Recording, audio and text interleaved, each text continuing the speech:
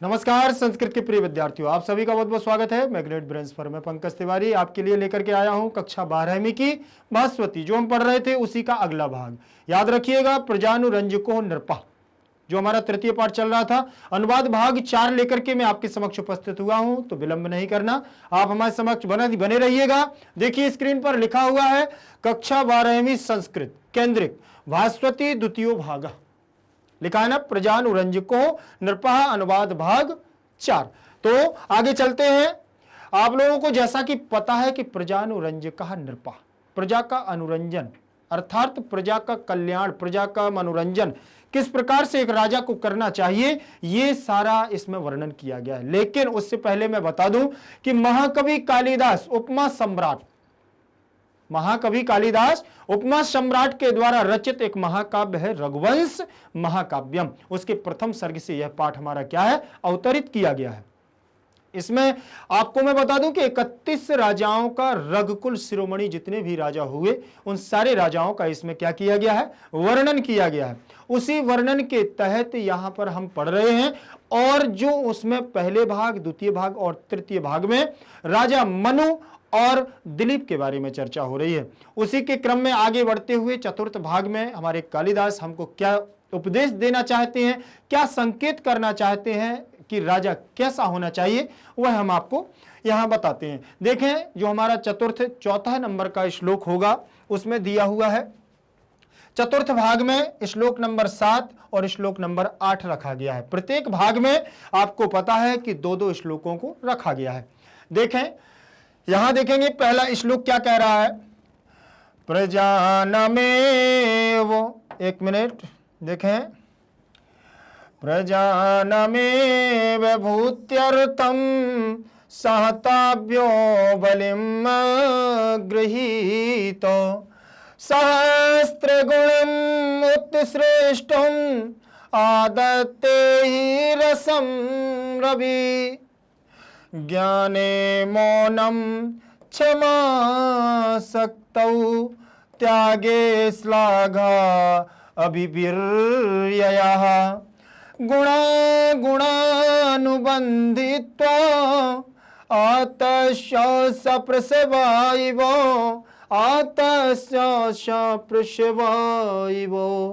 देखें, प्रजानमेव भूत्यर्थम साताभ्यो बलिमग्रहीत सहस्त्रगुणमुत्कृष्टम आदत्ते हि रसम रवि ज्ञाने मौनम क्षमा सक्तौ त्यागे श्लाघाय विपर्यया गुणानुबन्धित्वा तस्य सप्रसवा इव।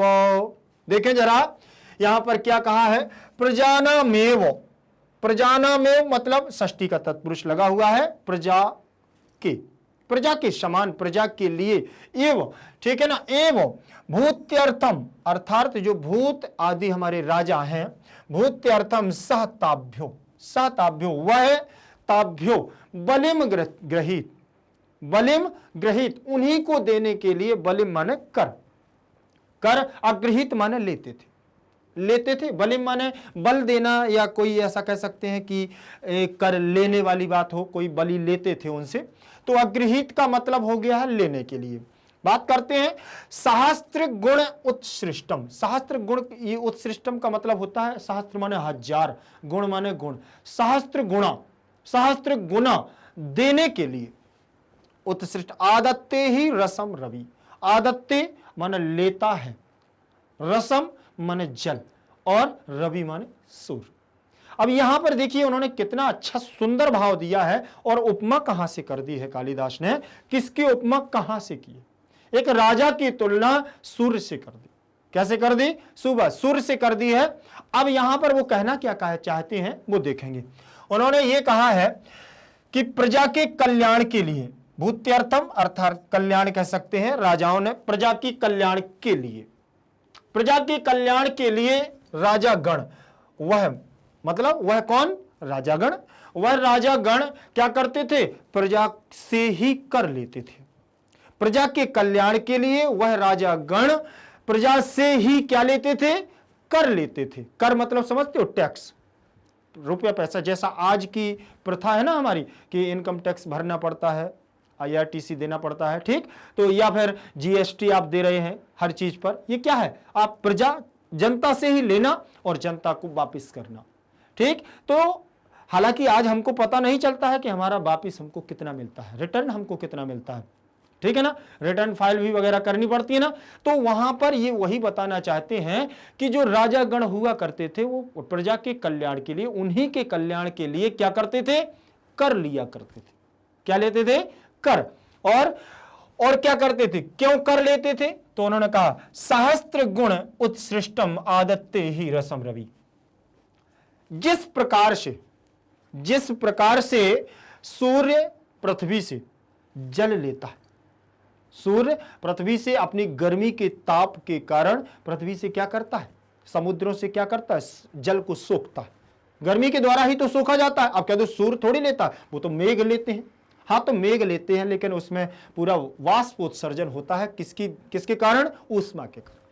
सूर्य की गर्मी पड़ती है, सूर्य की जब ज्वाला पड़ती है, तब वह जल हमारा वाष्पित होकर के ऊपर जाता है।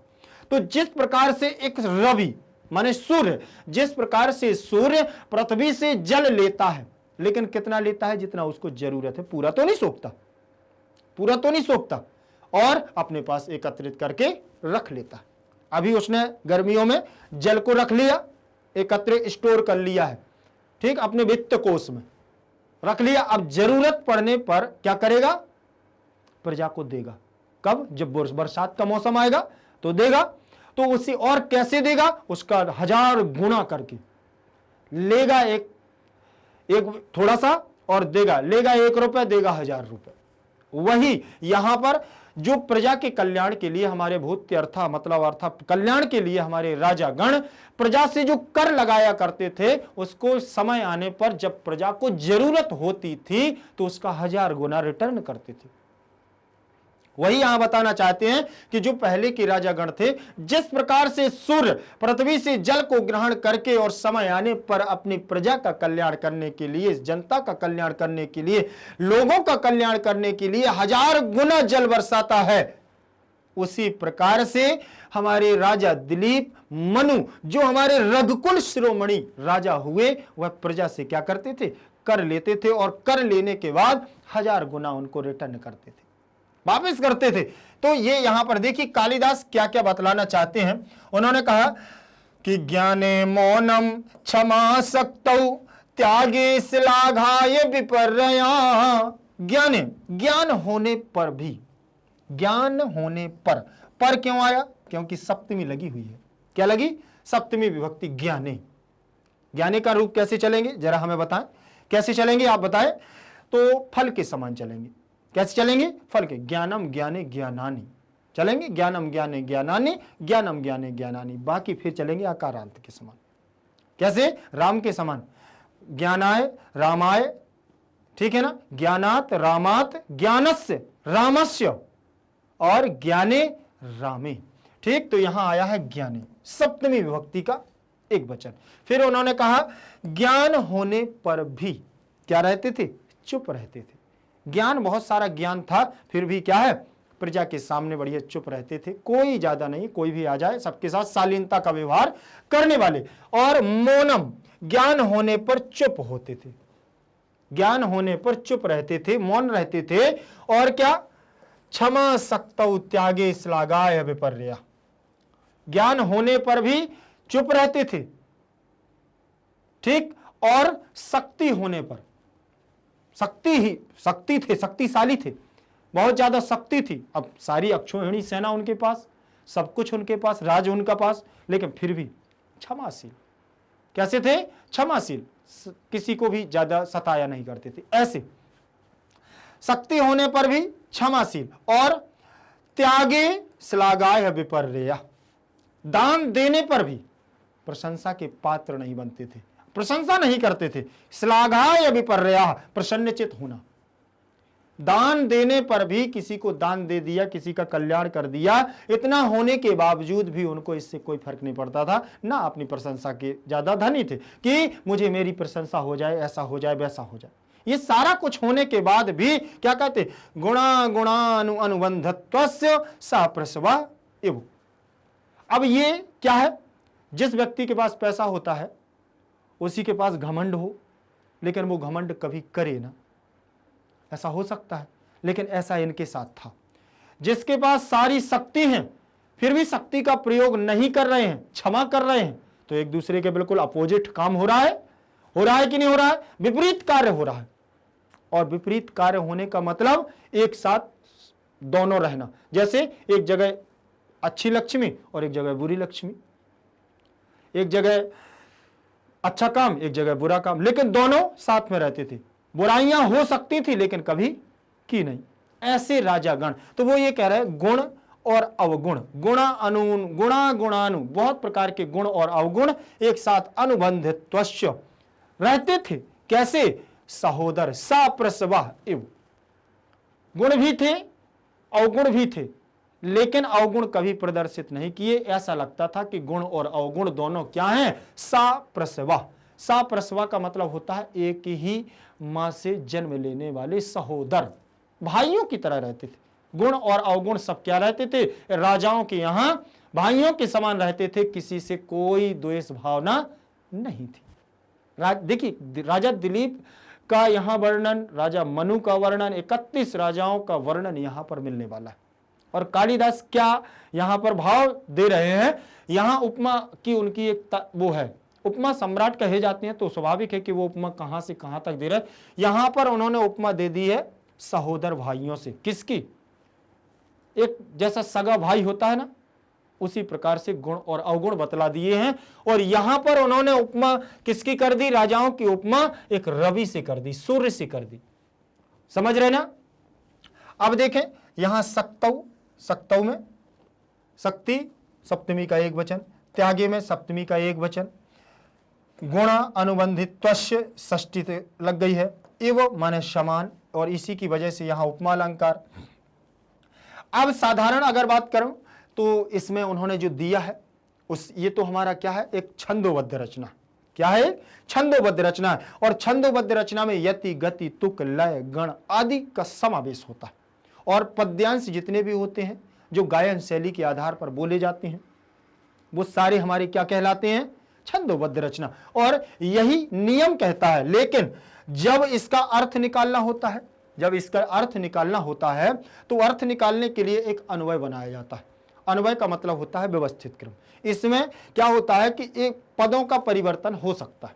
अब अन्वय करेंगे तो पदों का परिवर्तन होगा और उसका अर्थ निकालने के लिए सही स्थान पर उनको व्यवस्थित क्रम दिया जाएगा। यही अन्वय हमारा कहता है। अन्वय में उन्होंने क्या किया है वो देखेंगे।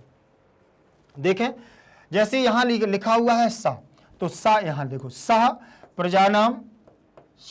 प्रजानाम भूत्यर्थम, सह प्रजानाम भूत्यर्थम एव, इससे एव निकाल लिया, एव ताभ्यः, यहां विसर्ग हो गया है, ताभ्यः रहेगा, बलिम अग्रहीत, ये पहली पंक्ति हो गई।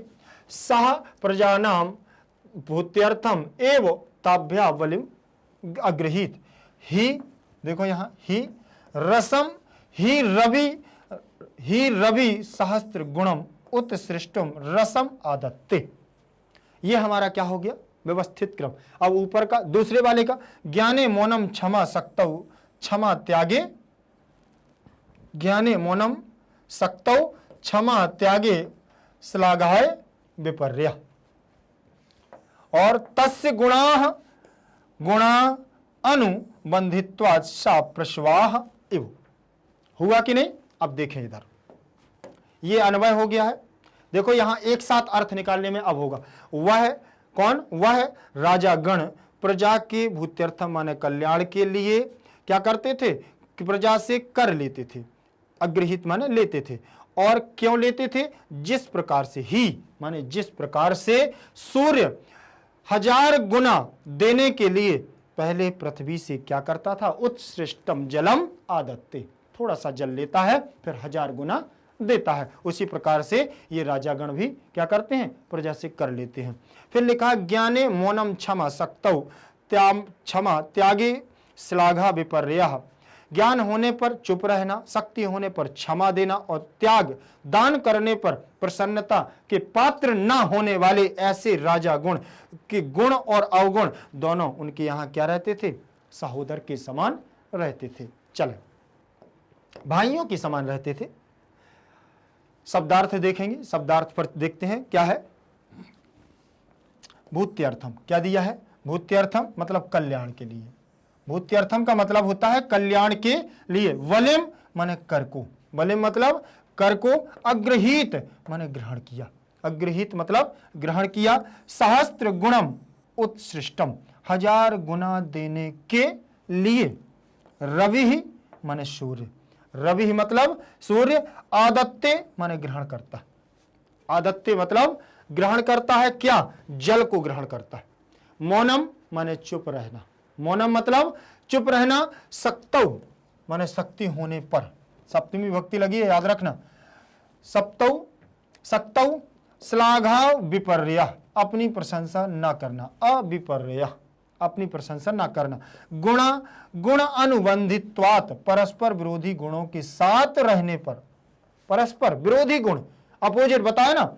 सप्रश्वायु सहोदर के समान, भाइयों के समान एक साथ रहते थे।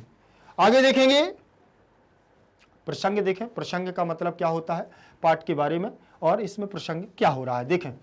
प्रस्तुत श्लोक सुप्रसिद्ध कवि, प्रस्तुत श्लोक सुप्रसिद्ध कवि कालिदास की रचना रघुवंश के प्रथम सर्ग से लिया गया है। रघुवंश के प्रथम सर्ग से लिया गया है, जिसमें रघुवंश के गुण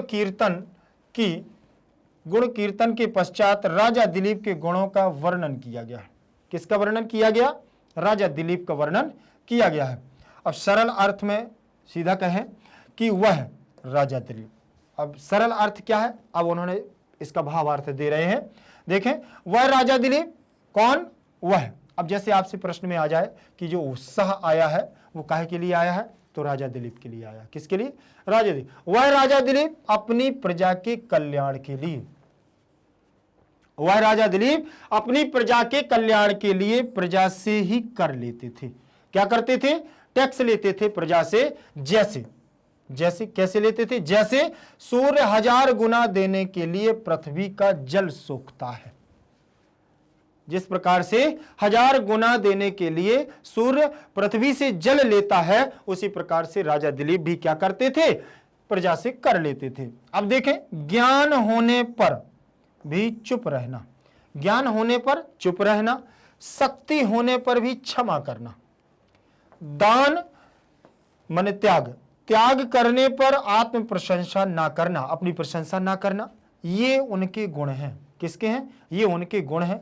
मौन आदि विरोधी गुणों के साथ होने से सहोदर की तरह थे, सहोदर की तरह थे, अर्थात परस्पर विरोधी गुण भी भाइयों की तरह साथ रहते थे, भाइयों की तरह साथ रहते थे। उनके पास ना तो उन्हें यह पता चलता था कि मेरे पास कौन सा अवगुण है कौन सा गुण है, सब बराबर उनका एकदम एक साथ रहते थे। और कैसे रहते थे? सहोदर भाइयों की तरह। अब देखें जरा भावार्थ को उन्होंने दिया। देखें, राजा दिलीप की तुलना सूर्य से की गई है, राजा दिलीप की तुलना सूर्य से की गई है। जैसे सूर्य पृथ्वी से जो जल सोखता है उसे 1000 गुना करके देता है, उसी प्रकार राजा दिलीप भी प्रजा से जो कर लेते थे उसे प्रजा की भलाई में ही लगाते थे। राजा दिलीप में परस्पर विरोधी गुण भाइयों की तरह रहते थे। ज्ञान होने पर चुप रहना, शक्ति होने पर भी क्षमा करना, त्याग करने पर भी अपनी बड़ाई न करना, ऐसा प्रायशः देखने को नहीं मिलता था। पर ये सभी गुण राजा दिलीप में थे।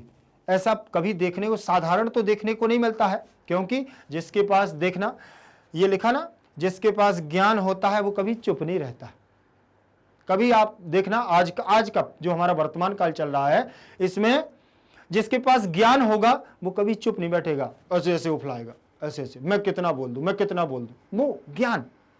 और वास्तविकता में लेकिन ज्ञान की कीमत तभी होती है जब व्यक्ति ज्ञानी होने के बाद जब उसको बुलाया जाए, अवसर दिया जाए, तब बात करना। ऊपर ऊपर से ऐसा नहीं कि मैं बोलूं, बीच में नहीं। तो ज्ञान होने पर चुप रहना, शक्ति होने पर क्षमा। आजकल तो ऐसा है जिसके पास थोड़ा सा शक्ति हो गई, पावर आ गया, तो फिर उसका दुरुपयोग होता है, लेकिन पहले ऐसा नहीं था। राजा दिलीप क्षमा के पात्र थे, उन्हें मतलब नहीं रहता था किसी से। फिर त्याग, दान करने पर भी अपनी बड़ाई न करना। आज तो ऐसा है कि अगर तुम दान करने जाओ तो फोटो पहले खींचती है, फोटो कर लेना, थोड़ा सा स्टेटस पे लगा देंगे और इंस्टा पर डालेंगे, टेलीग्राम पर डालेंगे। ये सारी चीजें हैं। लेकिन पहले के राजा नहीं थे, त्याग करके आ जाते थे, दान करके आ जाते थे, लेकिन कोई प्रशंसा नहीं, कोई बड़ाई नहीं करना है, कोई मेरी तारीफ करे या ना करे, इससे उन्हें कोई मतलब नहीं होता। उनका एक क्या था, उनका तो एक उद्देश्य था कि मुझे दान करना है, इतना दान देना है, बस प्रजा के लिए इतना मुझे दान देना है, और मुझे इससे मतलब नहीं है कि कोई मुझे ये कहे कि वाह बहुत अच्छे राजा हैं, ऐसा कुछ नहीं। बड़ाई ना करना ऐसा प्रायशः देखने को नहीं मिलता है, लेकिन ये सभी गुण किस में थे, राजा दिलीप में थे। चलें आगे।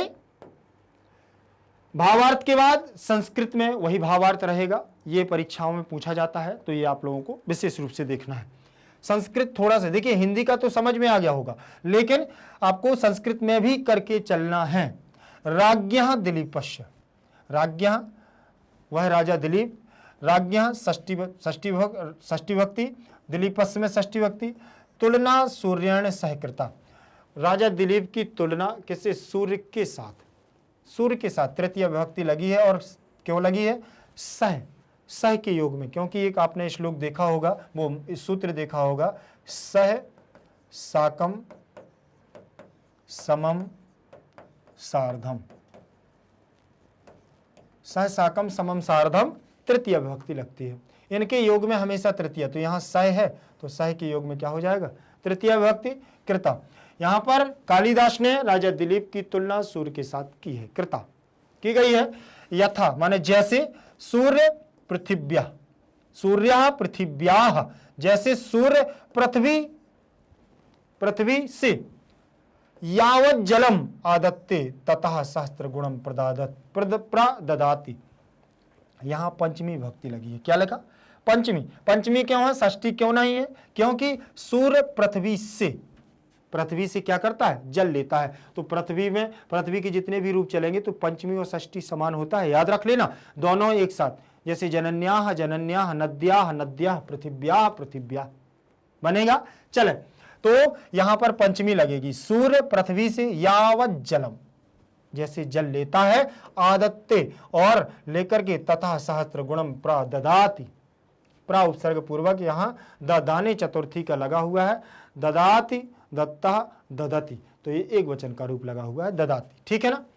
तो तथैव राजा दिलीप, वैसे जब क्या है, राजा दिलीप अपि, वैसे ही राजा दिलीप अपि माने भी प्रजाभ्या करम स्वीकृत, प्रजा के लिए कर स्वीकृत करते थे, और क्या कहा, प्रजा कल्याणाय, प्रजा के कल्याण के लिए, एवं प्रयुक्ते इसमें, इसका प्रयोग करते थे कल्याण के लिए। यहां चतुर्थी विभक्ति लगी हुई है, यहां देखिए प्रत्यय लगा करके कृत्य बन गया, प्रजाभ्या, ठीक है ना, रामेभ्या प्रजाभ्या, ये हमारा चतुर्थी, ठीक। राज्ञः दिलीपे, राजा दिलीप में परस्पर विरोधिना गुणा सहोदरा यू निवसन्ति, इसमें राजा दिलीप में परस्पर विरोधी गुण सहोदर माने भाई के समान, निवसन्ति माने रहते थे, ये बहुवचनांत पद लगा हुआ है, बसति बसता वसंती, तो निवसन्ति, ठीक है ना। तो ये प्रथम पुरुष क्या लगा हुआ है, बहुवचनांत पद लगा है, गुणाः प्रथमा विभक्ति का बहुवचन, और दिलीपी में सप्तमी का एक वचन। प्रायशः लोके ज्ञाने सत्यापि मौनम सक्तौ सत्यापि क्षमा, प्रायशः ये संसार में, ये ज्ञान में सत्य भी, मौनम सक्तौ सत्यापि क्षमा, ज्ञान होने पर मौन होना, शक्ति होने पर क्षमा देना, गुण दान देने पर कृतेपि आत्मश्लाघ्या, और कभी भी अपनी प्रशंसा न करना, अभावः नैव दृश्यते, मतलब दिखाई नहीं देते, कहां पर, लोके माने संसार में प्रायः ये गुण दिखाई नहीं देते हैं। परम एते सर्वे गुणा, परम माने पर, परंतु येते माने ये, सर्वे माने सभी, गुणा माने गुण, सहोदर भावेन, सहोदर भाइयों के समान, राज्ञः दिलीपे आसन, राजा दिलीप के पास रहते थे, राजा दिलीप में थे। अब देखें, कृतेपि, कृते प्लस अपि, तो यहां हो जाएगा हमारी पूर्व रूप संधि, आत्मश्लाघयाः, ये षष्ठी विभक्ति लगी है, ठीक, और ज्ञाने लोके मौनम ये हमारे ये लगे हुए हैं ज्ञाने लोके में सप्तमी का एक वचन, सक्तव में भी सप्तमी का एक वचन लगा हुआ है, ठीक है ना। त्यागे में सप्तमी का एक वचन, सर्वे बहुवचन पद, गुणाः बहुवचन पद, ठीक है ना। आगे देखें,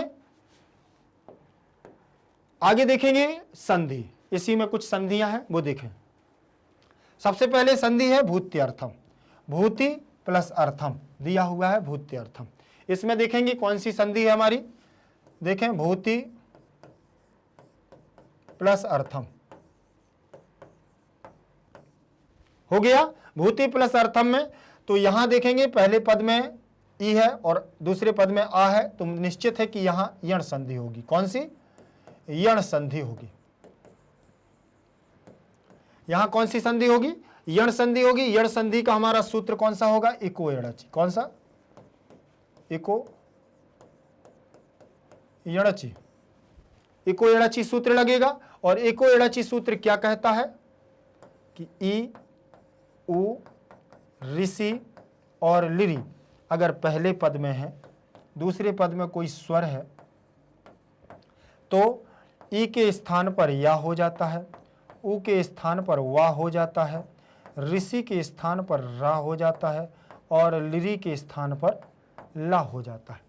ये प्रोसेस रहती है किसकी? यण संधि की। तो अब यहां देखते हैं भूति में से क्या निकालते हैं।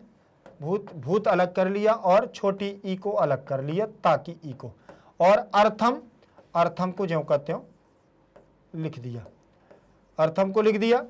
बात करते हैं, ये लिखा हुआ है भूत और ई के स्थान पर क्या होगा? या प्लस अर्थम, प्लस अर्थम हो गया। अब यहां देखें ई के स्थान पर या हो गया है। अब इसको मिला दो, क्या करेंगे? मिलाएंगे। तो मिलाएंगे तो कैसे होगा हमारा? ये लिखो भूत्य, ऐसा कर दें क्या? फिर भी ये हमारा या क्या रहेगा? आधा रहेगा। अब बात करते हैं हम यहां अर्थम। ये अर्थम हमारा ज्यों का त्यों यहां लिखा रहेगा। इसको मिलाएंगे, वर्ण सम्मेलन कृत्य करेंगे तो ये बनेगा भूत्य, आ मिल जाएगा तो इसमें ये पूरा हो जाएगा और थम, ये हमारा पद रहेगा भूत्यर्थम। हो गया कि नहीं हो गया? भूत्यर्थम। अब यहां पर संधि हमारी हुई यण संधि। यण संधि में सूत्र रहेगा इको यणचि, इतना याद रखिएगा। भूत्यर्थम में हमारी यण संधि रहेगी। ओके, चले आगे देखेंगे। अगला दिया हुआ है ताभ्यो वनिम अग्रहीत। ताभ्यो वनिम अग्रहीत में ताभ्यः वलिम प्लस अग्रहीत। यहां देख लें, इसमें कोई ज्यादा वो नहीं है। देखें, ताभ्यः वलिम प्लस अग्रहीत। क्या दिया है? अग्रहीत हो गया, अग्रहीत।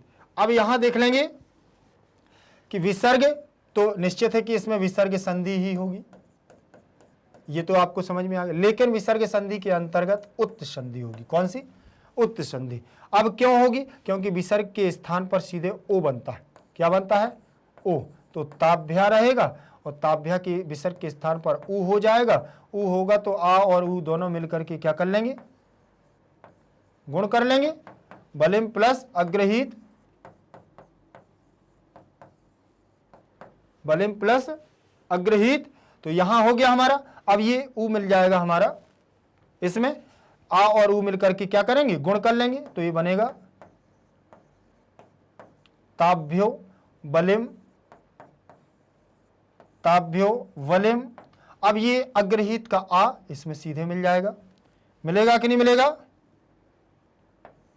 ये बलिम और हलंत है तो ये आ मिल जाएगा तो पूरा हो जाएगा अग्रहीत, अग्रहीत ये मिल जाएगा। तो ताभ्यो वलिम अग्रहीत, ताभ्यो वलिम अग्रहीत बन जाएगा। ये साधारण यहां तक हमारा क्या हो जाएगा? पूरा कंप्लीट हो जाएगा। अब इसमें संधि उत्त संधि होगी। पहले इसमें देखिए सूत्र तो लगेंगे। सबसे पहले विसर्जनीय से सा, तो सा आ जाएगा। फिर सस जो सो रू, तो रू आ जाएगा। ठीक है ना, रू आ गया। फिर यहां रा को अतोर पुलतात पुलते उ बनेगा और उ होकर के यहां गुण हो जाएगा। ठीक है ना, याद रखना। आगे देखेंगे। इसके बाद जो हमारा होगा, इसके बाद देख लें आप, ठीक है ना। फिर लिखा हुआ है सहस्त्र गुणम उत्सृष्टम आदत्ते, सहस्त्र गुणम उत्सृष्टम आदत्ते, हो गया ना। अब देखें ये लिखा है सहस्त्र गुणम उत्सृष्टम आदत्ते। अब यहां से ये है कि इसमें कुछ और कोई संधि है क्या, तो आप इसमें लगा सकते हैं केवल और केवल हल संधि। कौन सी संधि? हल संधि, जिसे हम क्या कहते हैं? व्यंजन संधि। क्या कहते हैं? व्यंजन संधि। आप जिसे व्यंजन संधि कहते हैं संस्कृत में उसे हल संधि कहते हैं। यहां कुछ नहीं है, यहां आपको ऐसे में ही बता दूं, ठीक। तो ये जो दिया हुआ है सहस्त्र गुणम, क्या दिया है? सहस्त्र गुणम प्लस उत्सृष्टम, सहस्त्र गुणम प्लस उत्सृष्टम प्लस आदत्ते, ठीक। तो उत्सृष्टम का ऊ इसमें मिलेगा तो ये हो जाएगा छोटा मुंह, हो जाएगा कि नहीं हो जाएगा। तो और फिर इसके बाद उत्सृष्टम के बाद आ आएगा तो इसमें बड़ा आ मिल जाएगा, मिल जाएगा कि नहीं मिल जाएगा। चलिए अब इसको जब मिलाएंगे तो ऊ यहां से हट जाएगा और यहां से आ हट जाएगा, ठीक। तो इसे ऐसे लिखें, देखो ये लिख दिया सहस्त्र गुणमु, ये मुंह हो गया, यहां ले आए। फिर यहां से आधा ता स्रा आधा सा तुम, मां हो गया। लेकिन यहां मां हलंत नहीं रहेगा, क्या हो जाएगा? मां का बड़ा मां हो जाएगा, क्योंकि आदत्ते का आ मिल जाएगा और दत्ते जुड़ जाएगा। दत्ते क्या होगा? जुड़ जाएगा। हो गया सहस्त्र गुणम मुत्सृष्टम आदत्ते, हो गया कि नहीं हो गया? सहस्त्र गुणम उत्सृष्टम आदत्ते बनेगा कि नहीं बनेगा? तो इसमें व्यंजन संधि बस हमारी हो जाएगी। आगे देखें, फिर लिखा हुआ है गुण अनु गुणानुबंधित्वात्तस्य, ठीक। तो आपको क्या करना है यहां? गुणानुबंधित्वात् प्लस तस्य, ये व्यंजन संधि हो जाएगी, सीधा सीधा मिल जाएगी। लेकिन अगर यहां चाहे तो गुण अनु, तो यहां दीर्घ संधि हो जाएगी, तो वो भी देख लेते हैं कैसे होगी। गुण प्लस अनु बंधि त्वात प्लस तस्य, आप ऐसे कर लेंगे, ठीक है ना। तो इसमें इसका भी क्या कर दिया है? विच्छेद कर दिया है। अब यहां देखें, यहां होगी हमारी, यहां छोटा आ है, यहां भी छोटा आ है, और आ मिलकर के क्या बना लेते हैं? बड़ा आ बना लेते हैं कि नहीं। तो यहां पर हमारा कौन सी हो जाएगी? दीर्घ संधि। कौन सी होगी? दीर्घ संधि होगी। और दीर्घ संधि में सूत्र भी रहता है अकह शवर्णे दीर्घा, अकह शवर्णे दीर्घा, ठीक। अब अकह शवर्णे दीर्घा क्या कहता है? पहले पद में छोटा आ या बड़ा आ, उसके बाद छोटा आ या बड़ा आ आए तो बड़ा आ बन जाता है। इसके बाद छोटी ई पहले पद में या बड़ी ई, उसके बाद छोटी ई या बड़ी ई आए तो क्या बन जाता है? बड़ी ई बन जाता है। छोटा ऊ या बड़ा ऊ के बाद अगर छोटा ऊ या बड़ा ऊ आए तो क्या बन जाता है? बड़ा ऊ बन जाता है। हो गया ना। अब ये फिर ऋषि का भी यही है। अब देखें यहां, तो यहां हमारा क्या बन रहा है? छोटा आ के बाद छोटा आ, देखें छोटा आ के बाद छोटा आ गया, और जब आ गया तो बड़ा आ बन जाएगा, और बड़ा आ बन गया तो यहां पर हमारा हो जाएगा गुण प्लस आ यहां से निकल गया और आ यहां से निकल गया, ये आधा हो गया, आ यहां से चला गया तो यहां नु बंधी त्वात प्लस तस्य, ये हो गया। हो गया कि नहीं हो गया? अब आ इसमें मिलाएंगे तो ये बनेगा गुणा, क्या बनेगा? गुणा नु बंधी त्वात, ठीक। और ता ये आधा है तो ये ता हमारा आधा जो है इसको आधा करेंगे और तस्य का ता यहां लिख देंगे। क्या बन गया? गुणानिबंधित्वात् तस्य। अब यहां पर व्यंजन संधि इतने में मान लेते हैं, क्या है इसमें? व्यंजन। यहां व्यंजन संधि मान लेते हैं और यहां हमारी दीर्घ संधि रहेगी। यहां व्यंजन में कुछ परिवर्तन नहीं होगा, ता सीधे सीधे हमारा तस्य के साथ में जुड़ जाएगा। ओके, ठीक है। अब यहां से अगर कोई भी इस प्रकार से शब्द आता है, कोई भी शब्दावली आ जाए, जटिल हो, कठिन हो, सरल हो, जैसे भी हो, बस अगर ये फॉर्मूले अपने को आते हैं तो सारी संधियां सरल हैं। चलें आगे, आगे देखें। फिर इसके बाद दिया हुआ है सा प्रश्वाह इव, सा प्रश्वाह इव, सा प्रश्वाह इव। यहां विसर्ग संधि है, लेकिन विसर्ग लोप संधि है। यहां विसर्ग का लोप होता है, लेकिन विसर्ग का लोप करने के लिए देखें सीधा सीधा विसर्ग का लोप कर दिया जाता है और यह बना दिया जाता है सा प्रश्वाह, सा प्रश्वाह इव। ठीक है ना। हालांकि यहां पर भी आपका सूत्र होगा, पहले इसमें विसर्ग के स्थान पर सा लाएंगे, सा के स्थान पर रा लाएंगे, फिर रलोप संधि, फिर रा का लोप कर दिया।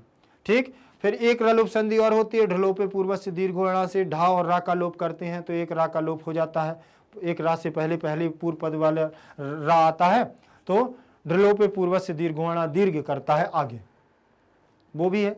ठीक, तो यहां पर भी विसर्ग का लोप हो जाएगा। आगे देखें, ये देखो संधियां, संधियों के बाद पद परिचय रहेंगे। पद परिचय किससे संबंधित होते हैं?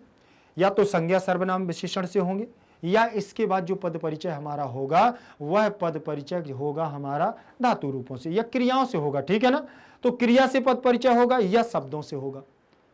शब्द तो क्रिया भी है, लेकिन कुछ शब्द रूप होते हैं, संज्ञा सर्वनाम विशेषण सर्वनाम आदि जो भी पद होंगे वो हमारे क्या कहलाएंगे? शब्द कहलाएंगे। जो क्रिया होंगी हमारी वो धातु क्रियाएं होंगी, वो भी शब्द ही हैं, लेकिन उनके बनते हैं हमारे धातुओं के आधार पर, ये बनेंगे हमारे शब्दों के आधार पर। देखें, सबसे पहले दिया हुआ है प्रजानाम। तो प्रजानाम बना है कहां पर? प्रजा शब्द है मूल, मूल शब्द इसमें क्या है? और परिचय में सारा कुछ उसका इंट्रोडक्शन देना पड़ता है, तो इसमें मूल शब्द है प्रजा, षष्ठी विभक्ति बहुवचन में ये बनता है। लेकिन उससे पहले मैं आपको बता दूं कि प्रजा के समान बहुत सारे रूप होते हैं। जैसे प्रजा के समान रमा भी होते हैं, लता भी होगा, ठीक है ना। इसी में प्रजा कथा भी होगा, इसी में देखें तो भाषा भी होगा, और इसी में देखें तो आपकी प्रजा भी इसी में सम्मिलित होगी। ठीक है ना। ये इतने सारे शब्द हैं, केवल मैंने तो आपको 2-4 शब्द ही बताए हैं, बहुत सारे शब्द हैं जो हमारे आकारांत स्त्रीवाची में प्रयोग होंगे। अब इसके जो रूप चलेंगे तो ये रमा के समान चलेंगे, लता के समान चलेंगे, कथा के समान चलेंगे, भाषा के समान चलेंगे। देख लेते हैं, जैसे प्रजा लिखा तो एक बार लता के देख लें तो आप समझ जाओगे, और प्रजा के देखना हो तो देखो प्रजा के देखें, प्रजा, लेकिन एक वचन, द्विवचन और बहुवचन हो गया। एक प्रथमा विभक्ति क्या रहेगी? प्रथमा विभक्ति, द्वितीया, तृतीया, चतुर्थी, पंचमी, षष्ठी, सप्तमी, ये विभक्तियां हैं। प्रजा जैसे रमा, रमा रमाम, प्रजा प्रजाम, प्रजा प्रजाम, प्रजया प्रजायै, प्रजया प्रजायै, प्रजायाः प्रजायाः, देखो प्रजायाः प्रजायाः, प्रजायाः प्रजायाः प्रजायाम, रमायाम वैसे ही प्रजायाम। ठीक है। ये बन गया है एक वचन में। द्विवचन में कैसे? लते लते कैसे बनेगा? लत। अब देखना, इसका संबोधन नहीं मैं कर रहा हूं, अभी केवल रूप बना रहा हूं। यहां बनेगा प्रजे प्रजे, क्या बनेगा? प्रजे प्रजे। ठीक। लताभ्याम लताभ्याम, प्रजाभ्याम प्रजाभ्याम, प्रजाभ्याम, प्रजाभ्याम प्रजाभ्याम हो गया। लतयोः प्रजयोः, प्रजयोः प्रजयोः, बने कि नहीं बना? प्रजयोः प्रजयोः। अब ये हमारा द्विवचन हो गया। बहुवचन में देखेंगे तो क्या बनेगा? यहां पर हमारा क्या बनता है? लताः, क्या बनेगा? लताः, लतयाः, लताः लताः, ठीक है ना। लताः लता लतयाः, सॉरी यहां बनेगा लतयः, रमयः, रमाः रमान, रमाभि, गुरु गुरु गुरुभी गुरून। देखें यहाँ बनेगा लताह लताह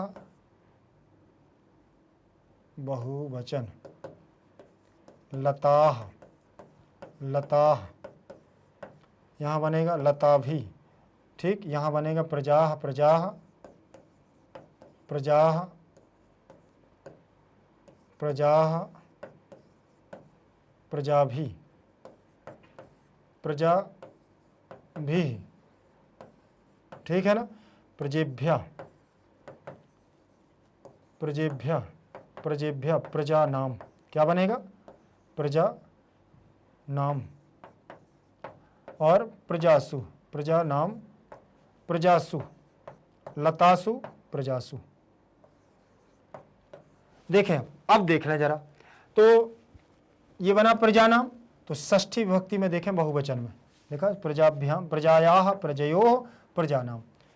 वैसे ही बनेगा रमा रमाम रमया रमायै लता लताम लतया लतायै लतायाः लतायाः लतायाम लते लते लते प्रजे प्रजे प्रजाभ्याम प्रजाभ्याम प्रजाभ्याम प्रजयोः प्रजयोः प्रजा प्रजा प्रजाभी प्रजेभ्या प्रजेभ्या प्रजानाम प्रजासु लतासु। ठीक है ना। तो ऐसे हमारे रूप बन जाएंगे, लता लताम लतया लतायै। तो ये हमारा कौन सा होगा? प्रजा शब्द का षष्ठी विभक्ति बहुवचन का रूप हो जाएगा। ताभ्या बना हुआ है तो तद रूप है स्त्रीलिंग का। ठीक है ना। और पंचमी विभक्ति बहुवचन में हमारा बनता है। कहाँ बनता है? पंचमी विभक्ति बहुवचन में ताभ्या ताभ्या, दोनों लास्ट में बनेंगे बहुवचन में। यहाँ ताभ्या ताभ्या। ठीक, तयोः तेसाम, ताभ्या ताभ्या तेसाम तेसु, ताभ्याम ताभ्याम। यहाँ बनेगा ताभ्या ताभ्या तेसाम तेसाम तेसु। इसके पहले बनेगा ताह तान तई सर ते तान तई, ये बनेंगे। ठीक है ना। ऐसे रूप चलेंगे। सह तौते बनेगा कि नहीं बनेगा? द्विवचन में आएगा तौ तौ। फिर यहाँ बनेगा ताभ्याम ताभ्याम ताभ्याम ताभ्याम तयोः तयोः तयोः। ऐसे बनेंगे सह तम तेन तस्मै तस्मात् तस् तस्मिन्। समझ में आया पूरा रूप? ठीक, इस प्रकार से रूप चलते हैं। ये सर्वनाम रूप है कौन से? तद के। तद, तद माना होता है वह, तद मतलब होता है क्या? वह। ठीक है ना। तो ये जैसे उसने ताभ्या रूप दिया तो ये स्त्रीलिंगवाची है। तद किसके लिए है? तो यहाँ ये हमारा क्या हो जाएगा? साह हो जाएगा। क्या? साह। स्त्रीवाची है तो यहाँ हमारा ताभ्या ताभ्या बना हुआ है। कहाँ पर? पंचमी विभक्ति में। ठीक, यहाँ परिवर्तन हो जाएगा, साह ते तौ, इस प्रकार से बन जाएगा। देखें अब इसके बाद रसम दिया हुआ है। रसम, रस हमारा शुद्ध शब्द है, मूल शब्द, और द्वितीय विभक्ति एक वचन का रूप है। जैसे रामः रामम, तो वैसे बनेगा रसम। तो आप ऐसे भी कर सकते हैं, फलम फले फलानी रसम रसे रसाणी। ठीक है ना। रसम रसम प्रथमा द्वितीय समान, तो ये द्वितीय विभक्ति है। रस को, जल को। ज्ञाने सप्तमी विभक्ति, तो ज्ञान शब्द फल के समान। ठीक, जैसे फले सप्तमी विभक्ति में बनता है वैसे ही बनेगा हमारा ज्ञान का। ठीक है ना। जैसे देखें फलम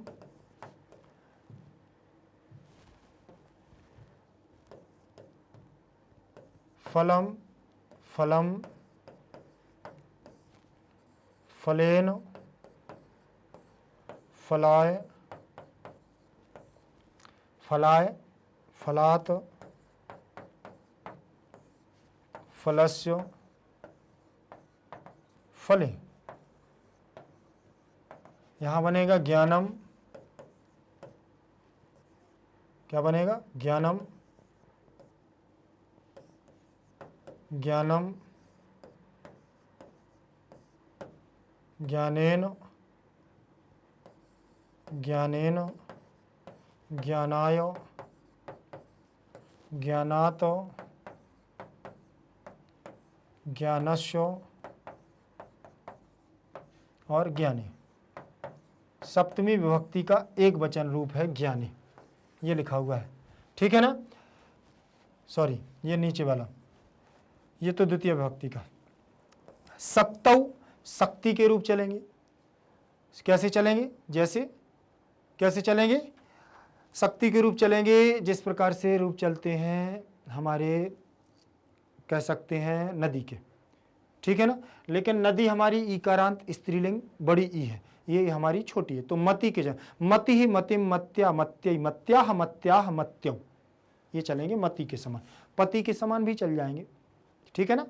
तो पति पतिम पत्याह पत्यौ पत्याह पत्याह पत्यौ, ठीक, ये हमारा चल जाएगा। शक्ति किसके समान? मति के समान, बुद्धि के समान। ये सप्तमी विभक्ति एक वचन में पत्यौ बनता है, वैसे बनेगा सक्तौ। मत्यौ बनता है ऐसे, देखो मति के रूप चलेंगे। और मति क्या? ये वाली मति, मत्यौ, और ऐसे चल जाएगा सक्तौ, ठीक है ना। चले आगे देखें। पद परिचय शब्द रूपों पर आधारित थे, अब देखेंगे धातु रूपों पर आधारित। धातु रूपों पर आधारित देखेंगे क्या है इसमें। अग्रहित दिया हुआ है, क्या दिया है? अग्रहित। तो इसमें गृह धातु है, क्या है? गृह धातु है, लुंग लकार है। अब लुंग लकार की बात करें आपसे, तो इसमें हालांकि लुंग लकार आप लोगों के इसमें पांच लकारों को देखा जाता है लुंग लकार, वैसे 10 लकार होते हैं। 10 लकारों के आधार पर थोड़ा सा कम पड़ते हैं, ठीक है ना। तो ये भी हमारा भूतकालिक है, पूर्व भूतकालिक, अपूर्ण भूतकालिक, ऐसे हमारा परिवर्तन होता है। तो भूतकाल के लिए लुंग लकार प्रथम पुरुष एक वचन में बनेगा। यहाँ पर भी अग्रहित आ उपसर्ग लगता है, गृह धातु से ग्रहण करने के योग में बना हुआ है। तो प्रथम पुरुष एक वचन में लुंग लकार में हमारा भूतकाल के रूप में बना हुआ है। आदत्ते आ उपसर्ग लगा हुआ है और दा धातु है देने के अर्थ में, और लट लकार प्रथम पुरुष एक वचन लगा हुआ है वर्तमान काल में, आदत्ते, ठीक है ना। ये लेते, लेने के लिए है, आदत्ते माने लेते हैं, और वर्तमान में फिर उसको वर्तमान में लेते हैं, फिर उसको देते हैं। तो यहां हमारा क्या हो जाएगा? ये लट लकार वर्तमान कालिक में बोध करा देगा, ठीक है ना। इसके बाद पद परिचय, पद परिचय के बाद आगे देखेंगे समास। समासों को देखें थोड़ा सा, दिया हुआ है भूत्यर्थम, देखें जरा, इसमें दिया हुआ है भूत्यई इति। क्या दिया है? भूत्यई इति चतुर्थी विभक्ति। अच्छा, ये भूत्यई जो लगा हुआ है ये भूति शब्द के रूप चलेंगे, तो ये कहां बनेगा हमारा? भूत्यई चतुर्थी। मति ही मतिम मत्या मत्यई भूति भूतिम भूत्या भूत्यई, तो चतुर्थी विभक्ति के एक वचन में बनेगा, इसलिए यहां होगा चतुर्थी तत्पुरुष समास। ओके, फिर लिखा हुआ है श्लाघा अविपर्यय। श्लाघा अविपर्यय, श्लाघायाः विपर्ययाः, यहां क्या हो जाएगा? षष्ठी तत्पुरुष।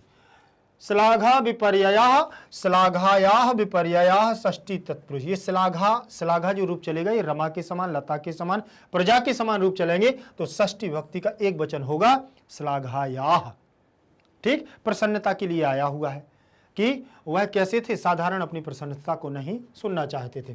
फिर लिखा है गुणानुबंधित्वात्, गुणानाम अनुबंधित्वात्, षष्ठी तत्पुरुष समास। क्या होगा? गुणानाम अनुबंधित्वात्, षष्ठी तत्पुरुष। यहां पर देखें गुणानाम में षष्ठी विभक्ति, अनुबंधित्वात् में पंचमी है, लेकिन उससे कोई मतलब नहीं होता है, ठीक है ना। आगे देखेंगे, चलो। अब गुण को अनुबंधित्व करके क्या करते थे? एक साथ सहोदर की तरह रहते थे। आगे देखें, प्रत्यय दिया हुआ है, क्या है? प्रत्यय को देखें जरा। सबसे पहले दिया हुआ है उत उपसर्ग सृज धातु तुमन प्रत्यय। अच्छा, यहां पर एक बात ध्यान रखना कि जो उत्सृज धातु सृजन करने के योग में होता है, क्या होता है?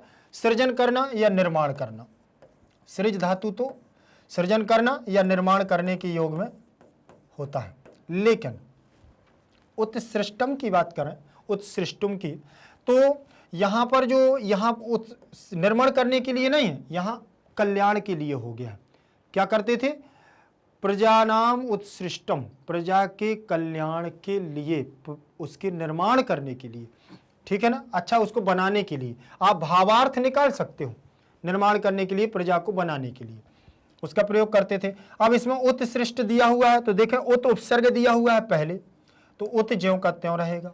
अब यहां सृज दिया हुआ है, क्या दिया हुआ है, सृज, तो उत सृष श्री, ये तो श्री में सा में जो हमारा क्या है ऋषि है उसको अलग करेंगे, ऋषि को क्या करेंगे, अलग करेंगे, तो रा बनेगा, क्या बनेगा, रा बनेगा ऋषि के स्थान पर, और जा अलग हो जाएगा हमारा। तुमुन प्रत्यय पर अभी कोई चर्चा नहीं हो रही है, तुमुन प्रत्यय पर मैं अभी चर्चा करूंगा, ठीक है ना। अब ये बन गया, अब यहां पर रा के स्थान पर होगा, वो ऋषि के स्थान पर होगा रा, ठीक है ना, तो गुण हो जाएगा। अब यहां रहेगा उत सा, सा आधा है, ठीक है ना, सा आधा है, ये लग जाएगा रा, लग गया कि नहीं लग गया रा, तो ये हमारा क्या बन गया, उत्सृष्ट, देखो ये बन गया ऐसे, रा किस में लग गया, उस आधे सा में लग गया यहां, ठीक है ना, तो ये रा हमारा लग गया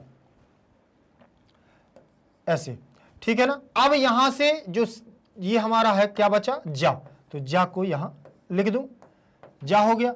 अब यहां पर देखो आधा सा है, क्या है यहां, आधा सा है, ठीक, और यहां पर जा है, यहां पर जा है, लेकिन उससे पहले ये देखेंगे तुमुन प्रत्यय, क्या देखेंगे, तुमुन, तो तुमुन प्रत्यय में क्या शेष बचता है, तो ना की होगी क्या, हलंत्यम से इत संज्ञा, हलंत्यम, हलंत्यम से करेंगे इसकी इत संज्ञा, और उ की करेंगे उपदेशे से, उपदेशे, अजनुनासिक, अजनुनासिक इत, उपदेशे अजनुनासिक इत से करेंगे उ की इत संज्ञा, और दोनों की इत संज्ञा हो जाने के बाद एक सूत्र आएगा तस्य लोपा, कौन आएगा, तस्य लोपा, लोप कर देगा, तस्य लोपा लोप कर देगा, तो यहां पर हमारा बचेगा केवल क्या, तुम शेष, क्या रहेगा, तुम शेष रहेगा।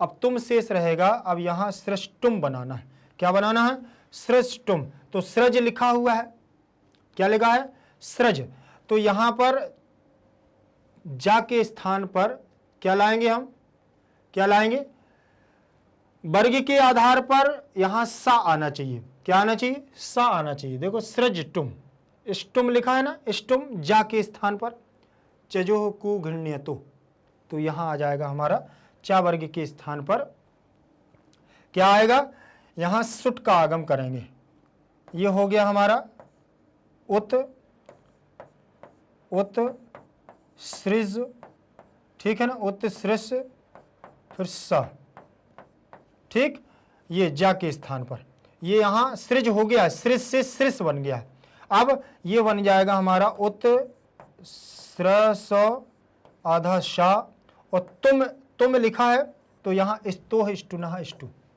स्तोह इष्टुनः इष्टु, ठीक है।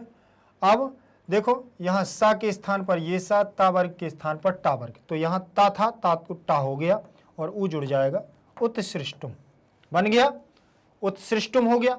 अब ये शब्द बन जाएगा उत्सृष्टम, तो उत उपसर्ग हो गया, सृज धातु और तुमुन प्रत्यय, उत्सृष्टुम, ठीक। अब यहां सृज धातु से सृस बन जाए, ये सा का जो बना हुआ है, ये इसकी प्रोसेस थोड़ा सा दूसरी है, यहां केवल मैंने सीधे आपको सीधा रख दिया है कि जा के स्थान पर यहां सा आ गया है, ये जिससे सृष्टुम बन गया, ठीक है ना। अब सृष्टि भी सृष्टि सृजन से ही बनती है, सृज धातु से ही सृष्टि बनती है, ठीक। आगे देखें, ये अब रहेगा श्लोकम पठित्वा प्रश्नान उत्तरत, श्लोक को पढ़ करके क्या करना है, उत्तर देना है, श्लोकम पठित्वा प्रश्नान उत्तरत, श्लोकों को पठित्वा माने पढ़कर, प्रश्नान माने प्रश्नों के, उत्तरत माने उत्तर दो, ठीक। एक पदेन उत्तरत, क्या दिया हुआ है, एक पदेन उत्तरत, अर्थात एक पद के द्वारा उत्तर दो, तृतीय विभक्ति लगी है, उत्तर लोट लकार का लिखा हुआ है, ये आदेशात्मक वाक्य है, आज्ञार्थक। सहस्त्र गुण उत्सृष्टम कह रसम आदत्ते, हजारों प्रकार से देने गुण, हजारों गुना देने के लिए कौन रसम आदत्ते, कौन जल लेता है, ठीक है ना, कौन रस को ग्रहण करता है। तो वैसे तो पाठ में आया हुआ है रवि, कौन आया है? रवि। लेकिन आप सूर्य भी कह सकते हैं, आप भानु भी कह सकते हैं, कुछ भी पर्यायवाची रख सकते हैं। तो यहां तो रवि आया है ना, तो रवि लिखना पड़ेगा, भले उसमें भानु क्यों ना हो, लेकिन अगर जो उसने श्लोक में पूछा है तो वही पद हमें लिखना पड़ेगा। सहस्त्र गुण उत्सृष्टम कह रसम आदत्ते, कौन हजारों गुना देने के लिए जल को ग्रहण करता है, रस को ग्रहण करता है, तो वो कौन है? रवि। सूर्य ही है इतना दानी, और कौन होता है? बिना बिना परोपकार के, बिना किसी स्वार्थ के कुछ नहीं करता है। प्रातः काल सुबह से नित्य प्रतिदिन, कोई संसार में आग लग जाए, लेकिन कुछ भी हो जाए, लेकिन सूर्य अपनी गति नहीं रोकता। प्रतिदिन समय पर आना, प्रतिदिन पूरे दिन भ्रमण करना, फिर प्रतिदिन शाम को क्या होना? अस्त होना। अगर सूर्य अपनी गति को रोक दे तो क्या होगा बताओ? होगा अंधकार छा जाएगा, पृथ्वी नष्ट हो जाएगी। सूर्य अगर ना निकले तो 1-2 दिन ना निकले, 48 घंटे सूर्य अगर ना निकले, बिल्कुल से स्थिर हो जाए, तो पृथ्वी बर्फ बन जाएगी। समझे ना? सूर्य की ऊष्मा के कारण ही तो आज यहाँ कहीं गर्मी कहीं ठंडा ये मौसम रहता है, ये तो भ्रमण करता रहता है। तो ये इसकी गति अगर रुक गई तो समझ लो पृथ्वी सब कुछ रुक गया। सूर्य इतना हमारे लिए महत्वपूर्ण है। सूर्य एक देव है, वही तो एक देवता है जो प्रातः काल उठ करके हम सबको क्या कर देता है? दर्शन देता है, एकमात्र दर्शन, जो साक्षात दर्शन देते हैं। ठीक है, देव तो सभी हैं, आराध्य सभी हैं, लेकिन वो तो प्रतिदिन अपने कर्तव्य, इसीलिए एक नापी सूर्यणो पादाक्रांता महीतले, जिस प्रकार से एक सूर्य पूरी पृथ्वी को प्रकाशित करता है, जिस प्रकार से एक अर्जुन जिस रणभूमि में खड़ा हो जाता तो पादाक्रांता महीतले, वो पृथ्वी उसकी हो जाती थी। सूरवीर था, एक नापी सूर्यणो पादाक्रांता महीतले, एक सूरवीर और एक सूर्य। वैसे ही बनना है, चमकदार प्रकाश की तरह। आप चलिए ठीक है, पूरे विश्व के लिए नहीं बन सकते हैं, देश के लिए नहीं बन सकते हैं, राज्य के लिए बन सकते हैं। देश के लिए क्यों नहीं बन सकते? बन सकते हैं। सूर्य की भांति चमकना, देश के लिए भी बन सकते हैं, राज्य के लिए भी बन सकते हैं, और कहां के लिए? जिले के लिए बन सकते हैं, और कहीं नहीं तो अपने घर के लिए तो आप सूर्य बन सकते हैं ना, बन सकते हैं। तो बहुत सारी चीजें ऐसी होती हैं, इसीलिए सूर्य 1000 गुना देता है, और सूर्य के समान परोपकारी तो कोई है ही नहीं, क्योंकि जल लेता है पृथ्वी से और परोपकार के लिए बरसाता है। बादल बरसाते हैं, परोपकार के लिए बादल बरसते हैं, लेकिन सूर्य की उसमें मूल भूमिका होती। आगे देखें, दिलीपे त्यागे अपि कस्या अभावा आसीत, दिलीप में दान करने के बाद अपि माने भी कस्या अभावा आसीत, किसका अभाव रहता है? देखें, त्याग करने के बाद श्लाघाः अभाव, उन्हें इसकी कोई जरूरत नहीं होती है, कमी रहती है प्रशंसा की। श्लाघायाः माने प्रशंसा, प्रशंसा की उन्हें कोई वो नहीं। अभाव आसीत, अभाव सा रहता है, प्रशंसा की कोई जरूरत नहीं होती। दिलीप में त्याग के बिना, त्याग में, दान में भी उन्हें प्रशंसा का अभाव नजर आता है। उन्हें जरूरी नहीं है कि मुझे प्रशंसा ही चाहिए। ये षष्ठी विभक्ति लगी हुई है, ये षष्ठी विभक्ति लगी, ठीक है ना। चलिए आगे देखेंगे, पूर्ण वाक्यन उत्तरत, क्या दिया हुआ है? पूर्ण वाक्यन उत्तरत, पूर्ण वाक्य के द्वारा उत्तर दो, पूर्ण वाक्य के द्वारा उत्तर दो। प्रजानाम भूत्यर्थम राजा किम अग्रहीत, प्रजानाम माने प्रजा की, और भूत्यर्थम माने कल्याण के लिए राजा क्या अग्रहित करता था? प्रजा के कल्याण के लिए राजा क्या अग्रहित करता था, क्या ग्रहण करता था, क्या लगाता था, क्या देता था? तो आपने देखा होगा वलिम अग्रहित, क्या देता है? वलिम अग्रहित अर्थात टैक्स। देखो, प्रजानामेव भूत्यर्थम राजा ताभ्या वलिम अग्रहित, क्या देते हैं? वलिम, प्रजा के ऊपर एक टैक्स लगाते हैं, कर लगा देते हैं। जैसे उन्होंने कह दिया है कि एक आप लोग, अच्छा ये नॉर्मली आप इसको देख करके चलें, जैसे क्या होता है, हाँ, एक अपना कैंपस बनता है, कैंपस में मान के चलिए कि 100-200 बिल्डिंग बनी हुई हैं, डुप्लेक्स भी है और ट्रिप्लेक्स भी हैं। चलिए वहाँ की जो कैंपस में जितने भी मकान बने हुए हैं, सबसे उनका एक निर्धारित वो हो जाता है कि आपको मेंटेनेंस चार्ज देना होगा, 1500 रुपये, 1000 रुपये, 2000 रुपये ये देना होगा, आपको प्रत्येक घर से लगेगा। तो काय के लिए लेते हैं?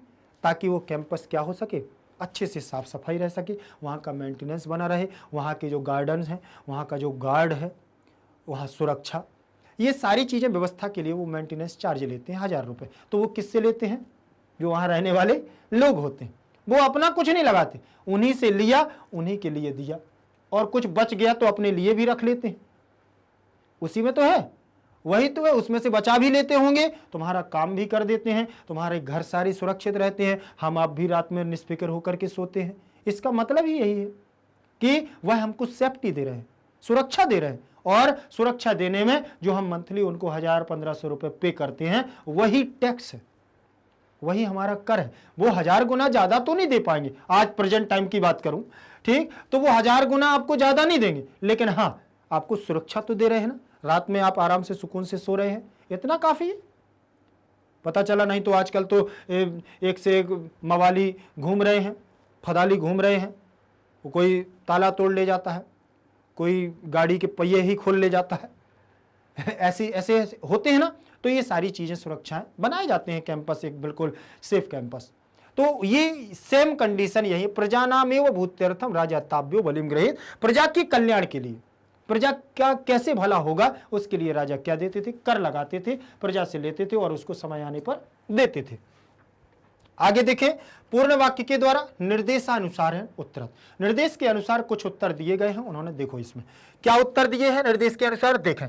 सूर्य इत्यर्थे श्लोक की किम पदम प्रयुक्तम, सूर्य किस अर्थ में इस श्लोक में प्रयोग किया गया है, किस कौन से पद में प्रयोग किया गया, सूर्य का किस अर्थ में, श्लोक के क्या पद प्रयुक्त हुआ है जो सूर्य का अर्थ दे रहा हो। तो मुझे लगता है किम माने क्या, पद माने पद, कौन सा पद आया हुआ है, प्रयुक्त हुआ है जिसका अर्थ सूर्य निकल रहा है। तो आप लोगों को बताऊं क्या, अभी जस्ट इसके पहले बताया था, कौन सा पद आया था, रवि। क्या आया था, रवि। तो रवि ही है जो हमें सूर्य का अर्थ दे रहा है इस श्लोक में, जो इसके पहले श्लोक पढ़े हुए हैं। तो देख ले ज्ञानी, सूर्य का अर्थ इत्यर्थे श्लोके किम पदम प्रयुक्तम, ठीक है ना, सूर्य इत्यर्थे इस अर्थ में श्लोक में किम पदम प्रयुक्तम, ना यहां ज्ञाने नहीं है, यहां रवि है। क्या है, ज्ञान के अर्थ में।